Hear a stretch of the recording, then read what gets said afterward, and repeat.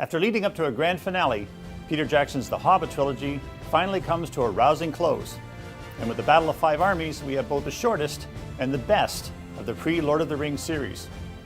Like the title suggests, war is raging all over Middle-earth, and it's a lot to take in. But the film does a solid job in wrapping up Bilbo Baggins' saga that neatly segues into The Lord of the Rings, a now 6-movie marathon that will take nearly an entire day to screen. Martin Freeman's Hobbit Bilbo is still the central character, but there are a lot of players in this final act that make the film seem less about him.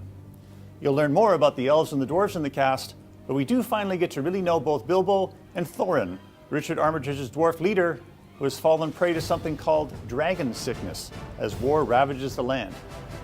Outside of these matters are confrontations between Gandalf, Saruman, Galadriel, and Sauron, a matchup that foreshadows the larger stakes of The Lord of the Rings. Scenes like these are taken from Tolkien's extensive appendices to Return of the King, and they're effective in drawing us into the larger tale of Middle-earth.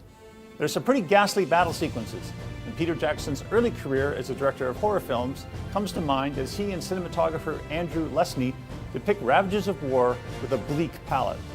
But for all the destruction and mayhem, there is closure, at least, of course, until Frodo picks up the narrative thread for The Lord of the Rings. It's been a long journey, there and back again. The satisfaction of a fully realized adventure outweighs any qualms about the ticking of the clock. For TheStar.com, I'm Peter Howell.